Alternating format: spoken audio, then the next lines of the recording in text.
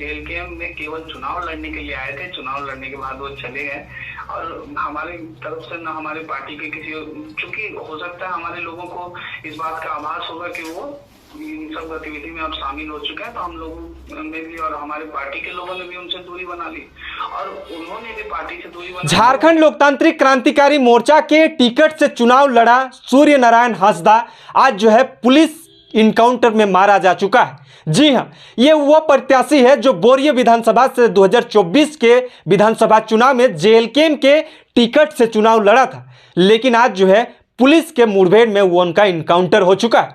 आपको बता दें, ये तेजी से वायरल हो रहा है कि वो बहुत सारे राजनीतिक दलों में पहले भी थे, लेकिन इस बार 2024 के विधानसभा चुनाव में बोरियो विधानसभा से झारखंड लोकतांत्रिक क्रांतिकारी मोर्चा के टिकट से चुनाव लड़ा था। जयराम महतो ने उन्हें टिकट दिया था। आज वही प्रत्याशी का जो है पुलिस के द्वारा इनकाउंटर कर दिया गया है। क्या कारण है, कारण को भी समझेंगे, उसके बाद ये भी जानेंगे कि आखिरकार कैसे इतना बड़ा घटना घटी और झारखंड लोकतांत्रिक क्रांतिकारी मोर्चा के टिकट से वो अगर आपराधिक किस्म के व्यक्ति थे तो चुनाव कैसे लड़ा। हम इस सारी चीज़ों की जानकारी के लिए केंद्रीय प्रवक्ता सुशील कुमार मंडल जी से हम जानेंगे और समझेंगे कि कैसे ये घटना घटी और जेएलकेएम के लोग इस घटना को किस ओर देख रहे हैं, किस तरह से देख रहे हैं। और एक चीज आपसे जानकारी लेनी थी, क्योंकि आप जेएलकेएम के केंद्रीय प्रवक्ता होने के नाते हम ये जानकारी आपसे लेना चाह रहे हैं कि जिस तरह से जो है विगत विधानसभा चुनाव के टाइम आप लोगों ने जो प्रत्याशी उतारा था बोरियो विधानसभा से, जो सूर्य नारायण हांसदा को, उनका जो है पुलिस मुठभेड़ के दौरान जो है उसका इनकाउंटर हो चुका है। तो जेएलकेएम के लोग इस चीजों को कैसे देख रहे हैं? सबसे पहले तमाम झारखंड वासियों को जोहार और आपके चैनल को धन्यवाद। जैसे हम लोग देख सकते हैं कि सूर्य नारायण हांसदा का इनकाउंटर हुआ, पर पिछले 8 से 9 महीने में जब से चुनाव खत्म हुआ वो हमारे संगठन में कहीं पर भी नहीं थे।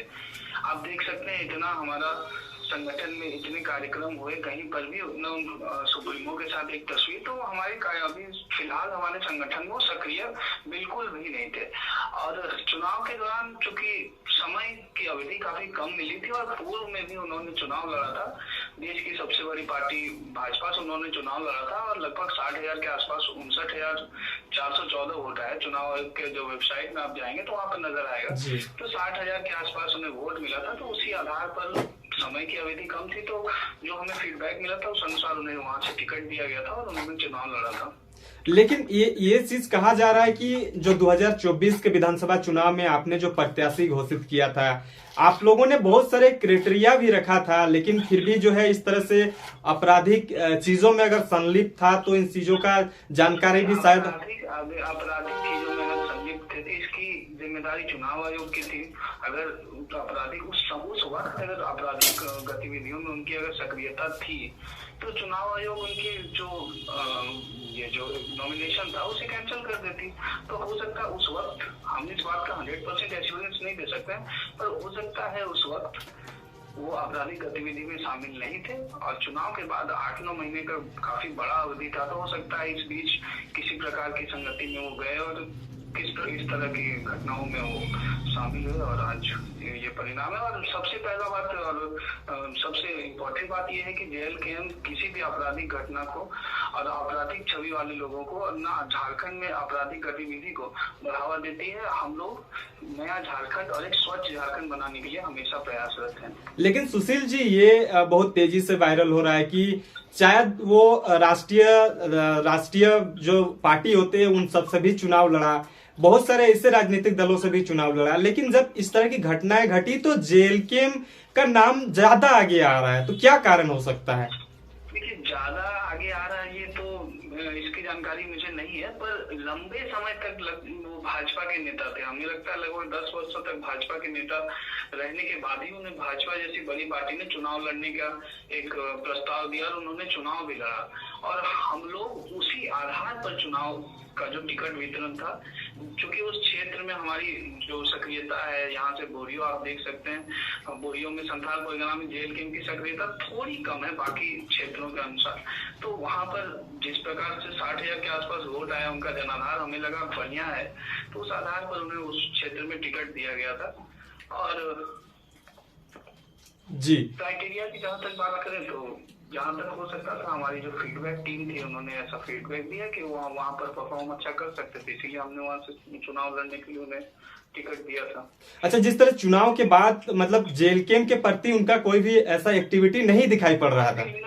आप उनके सोशल मीडिया हैंडल्स पे भी जाकर देखिए, भाजपा का झंडा लगा हुआ है। वो जेएलकेएम में केवल चुनाव लड़ने के लिए आए थे, चुनाव लड़ने के बाद वो चले गए।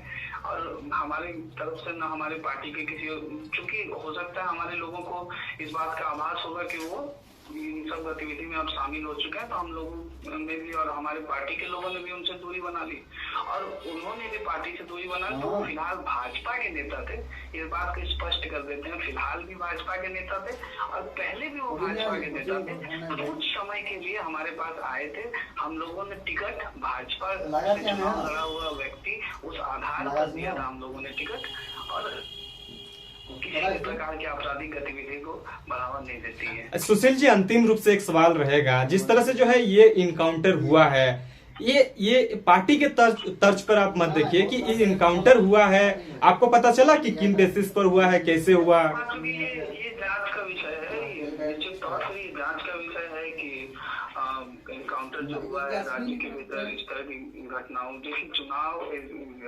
कानून का ये प्रक्रिया के विपरीत ये काम हुआ है।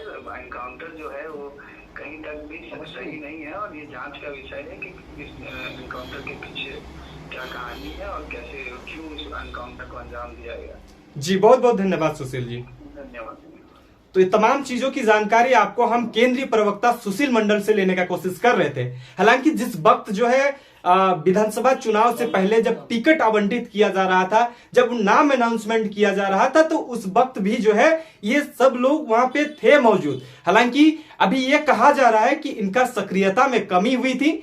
जिस तरह से जो है ये कुछ दिनों से ये कहा जा रहा है कि जो कुछ रिपोर्ट्स मिले हैं हमें गुप्त सूत्रों के मुताबिक कि कुछ दिनों से फरार चल रहे थे, उसके बाद उन्हें देवघर से जो है पुलिस के द्वारा जो उन्हें पकड़ा गया था, गिरफ्तार किया गया था। उसके बाद जो है उनको उस ठिकाने पे ले जाया जा रहा था जहां पे जो है कुछ हथियार उन्हें हथियार छुपाए हुए थे।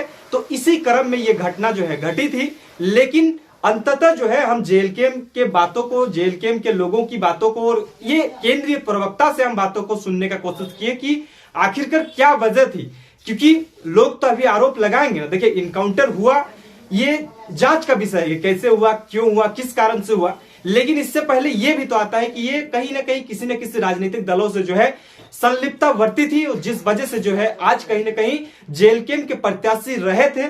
और जेएलकेएम के प्रत्याशी रहे थे तो तमाम लोगों को ये जानकारी थी कि हम बोरियों से जो है इस शख्स को टिकट दिए हैं और इस शख्स हमारे जो है पार्टी की ओर से चुनावी मैदान में है। लेकिन उस पार्टी का उस नेता का जो है इनकाउंटर हो जाता है, तो इस वजह से सवाल खड़ा हो रहा था। तमाम चीजों की जानकारी के लिए हम केंद्रीय प्रवक्ता से जुड़ने के बाद सारी चीजों को आपको हम बताएं। आप क्या सोचते हैं इस विषय पे, तमाम चीजों की जानकारी हमें बताइए। तमाम चीजों के लिए बने रहें, देखते रहिए जोहार, नमस्कार।